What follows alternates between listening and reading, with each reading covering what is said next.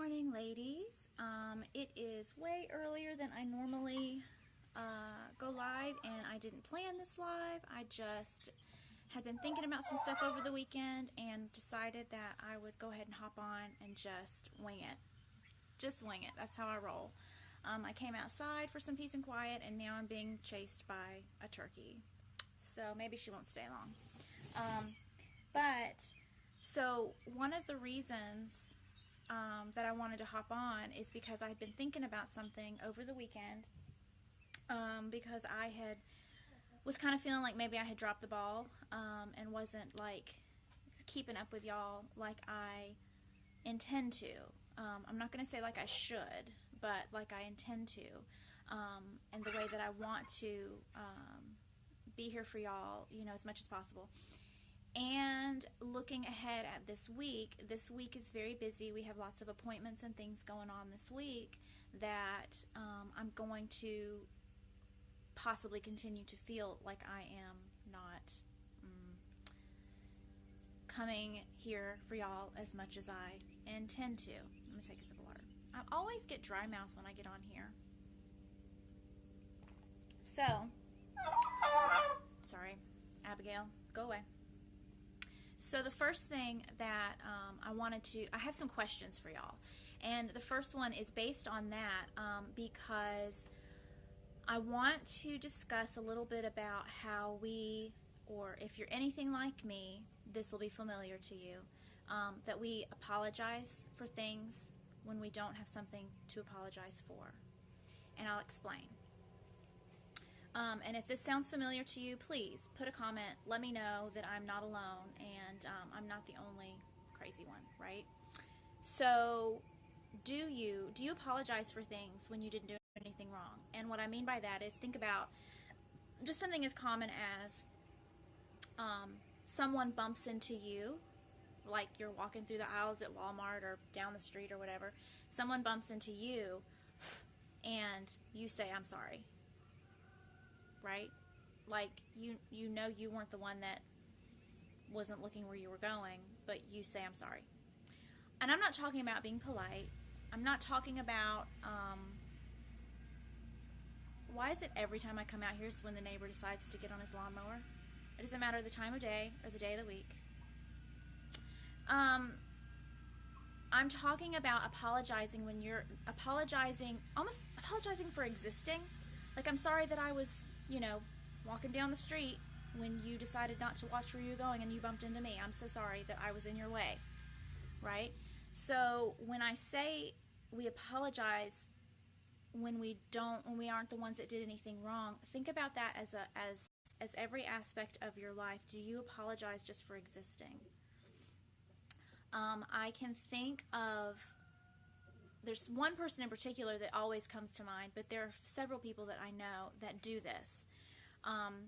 That in any conversation, in any event, every other word out of her mouth is, "I'm sorry, I'm sorry, I'm sorry." Like, it's not, like if you have a question, and if she doesn't immediately have the answer, she says, "I'm sorry. There's nothing to be sorry for." Like, there's so much lack of self-worth in that feeling that you need to apologize all the time. So I think there might be more to that, but I didn't really make notes, and like I told y'all, I'm just kind of winging this here. So happy Monday. But I just want to kind of mull that over in your head. Think about it. Is that a knee-jerk reaction that you have, that you just say, "I'm sorry," when you didn't do anything wrong, right? And so that was what I was going to say. So I was going to say, "I'm sorry that I haven't been here, and I'm sorry that I'm not going to be here much this week." Well, why? What am I apologizing for that for? What am I doing? How is that harmful? What is that? Why is it something I need to apologize for? Because it's not. I'm apologizing because I have a life. Well, that's weird. Like, that's not.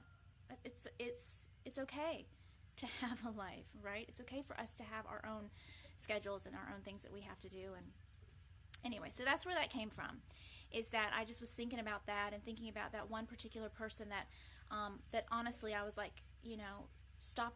I would say, "Stop apologizing," and she would say, "I'm sorry." I'm sorry, I apologize all the time. I'm sorry for saying I'm sorry. And it's just, it's such a self-esteem issue that I think that many of us might relate to. So let me know. Let me know if that sounds familiar to you. Probably I could have busted all these questions that I was thinking of this morning into different videos, but I'm not going to do that. I'm just going to go ahead and roll with it. So the next question that I have, hang on, more water, again, dry mouth.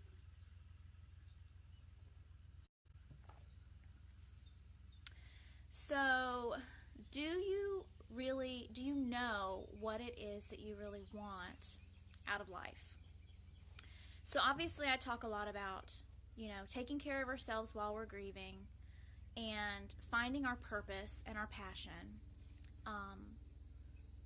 in that way of, now that you are in this life without your loved one, looking for your passion and purpose now.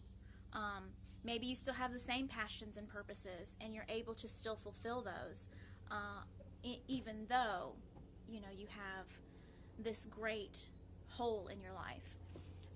But it seems like it's common for a lot of us that we are searching for something new, something to fulfill that void in our life, and that way that we can honor our loved one, right? So, but what I'm asking here is, do you actually know? Like, have you ever sat down and actually thought about it? Are you at a point where in your grieving process you have taken the time to really stop and think, what is it that I want, right? And if it's, if you've been thinking, okay, I really want to start working out more and I want to lose weight, why? Why does it matter to you? Why is it something that you want to do? And the reason I'm asking is because if you don't have a really strong reason to want to, then you're not going to stick with it when it's not fun, right? When it gets hard. Good morning, Vimbai. Thanks for joining me. I realize I'm on at a weird time this morning. Hello. So why is it that you have these goals? What is your really, really strong purpose for it? Do you really know, like, what it is that you want to do? And, if this is something, too, that's resonating with you and you're like, well, actually, no, I feel completely lost. Like, I don't even know, I don't know what I'm passionate about. I don't know what I want to do now. I'm just sort of stuck in limbo. Totally shoot me a message that we can, set up a time to chat and we can talk about it. And, you can bounce ideas off of me and we can maybe work through it together. So let me know. That's my question number 2. And let me know in the comments if that resonates with you. And also if you do know what your passion and your purpose is, and you wake up in the morning with that focus instead of a dread of the day. You wake up with that focus of that you're working towards something. Comment. I want to know in the comments what it is that you're working for, that you're really wanting to get out of life. Okay. So these last 2 things are about speaking, using our voice. One of them is, so the first one is, I want to know, do you, and y'all, I'm not perfect about this, so this is not me saying I've already got this figured out. This is me saying, let's work on this together. Do you use your voice? Do you have a voice? Do you know that you have a voice? Do you know when you lost your voice? Like, have you lost your voice and you didn't even realize that you did? And in specifically related to being a grieving woman, we know what it's like to be shut down. To be shut down. I'm not saying for us to shut down. I'm saying to be shut down. When you have so many people over and over and over again tell you, you should be over this by now. Just put your big girl pants on. Or just think about good things. Or choose to be happy. Or a million other things that we feel like we can't express ourselves. And I'm not saying express ourselves in that all you ever want to do is find someone to cry on their shoulder and just woe is me all the time.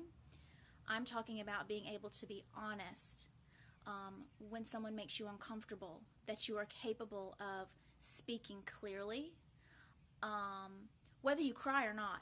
And if you are having a conversation with someone and you start crying, do not say I'm sorry. Refer back to question number 1. You do not have to apologize. I will not apologize for crying at the grocery store or with my best friend or in front of anyone. I will not apologize for my emotions. Obviously, if I'm having if I'm trying to burn down a store and having a fit, then I should probably apologize for that, because I'm probably fixing to go to jail. I'm talking about if you're having a heart-to-heart conversation with someone and you felt safe enough with them to open up and it makes you cry, don't apologize for that. It's okay. Be with it. Even if it makes them uncomfortable. So even if you're making people uncomfortable, even if you're uncomfortable, do you have your voice? Right? Do you speak your voice? And it takes practice. This is, again, like I said, I'm not perfect at this by any stretch. And there are some times when it takes too much energy. You're in a conversation. There's times where if you're checking out at the grocery store, that's not the time to tell the checkout girl your life story. You're just going to scare her. That's not the time. That's when you just say, yeah, I'm fine today, and take your stuff and go home. But when you're having a conversation with someone and you know that if you open up at that moment, you're going to be a basket case the rest of the day, like your composure will be completely gone, then it's okay to not use that opportunity to educate someone or to be open with someone. But many, many, many, many times we shut down when we should open up, and we are unable to teach people how to treat us as grieving women when we are not consistent in being honest and speaking up. Does that make sense? Is that resonating with anybody? If you're catching the replay later, definitely comment and let me know if that resonates with you. Now there's chickens underneath me. Okay, so the last thing about speaking, this is in speaking to ourselves. So do you speak to yourself with love and compassion? Do you speak, when you think of speaking to yourself, your mind, as well as thinking of your body, do you speak to yourself with compassion? Or do you verbally abuse yourself? I don't know if you can hear these. There's little teenage chickens, and they're underneath my chair playing. Sorry. No, I'm not sorry. See? I can't make this stuff up, y'all. I came outside so that the boys wouldn't have to be quiet inside. And I have the neighbor cutting his grass, because he cuts his grass every day. And I have roosters underneath my chair. And I'm not sorry. Okay, so what was I saying? Okay, so do you speak to yourself with love, or do you verbally abuse yourself? Don't do it. He looks at me, he knows he wants to say something.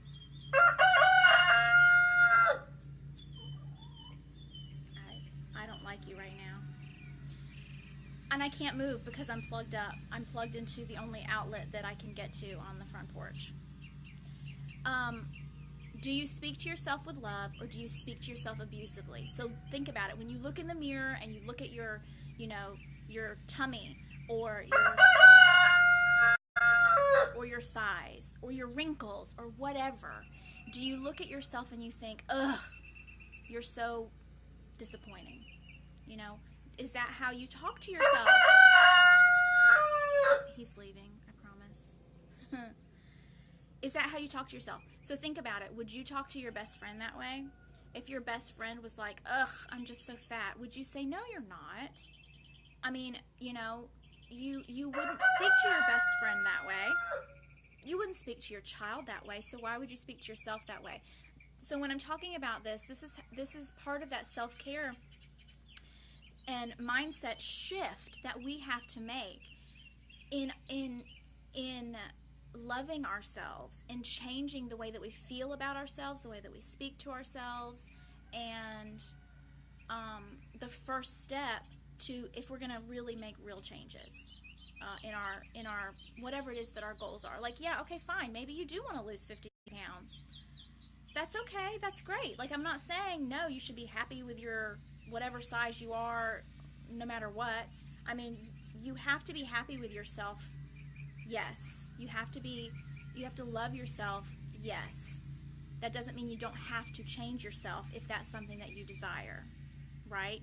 But how about you love away that 50 pounds instead of trying to hate it away? Because really, like, how's that going to work for you? Oh, that was what I was thinking. I don't know. I haven't watched TV in so long, but I always remember that was something that Dr. Phil would say, like, how's that working for you? So hating yourself, hating your body, how's that working for you? Right? Is that working? Probably not. And like, even if it works short term, it's not going to work long term, right? I mean, you can starve yourself and hate yourself and lose a few pounds, but just as soon as it's exhausting and you get tired of doing it. So that's all I had for y'all this morning. Totally like some random, just really randomness on this Monday morning that I just wanted to check in with y'all, because I'm really not sure the next time I'll be able to go live in here this week, because we have dentist appointments and chiropractor appointments and co-op stuff. Like, we've got a lot going on this week.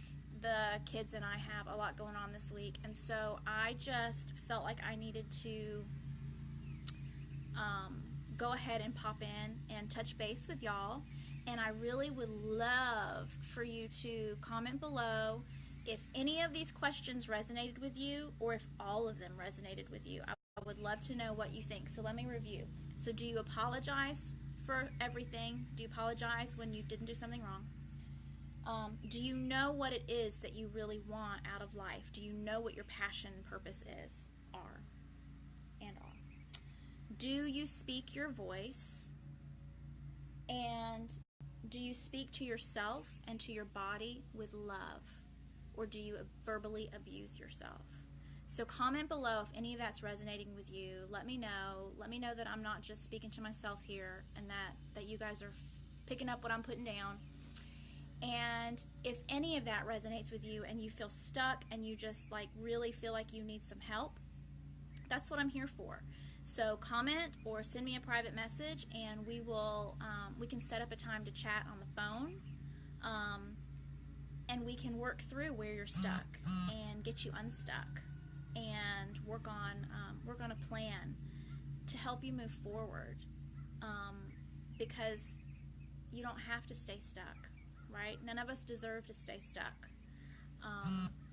We should all be able to have some pleasure and some purpose and some joy in this life, right?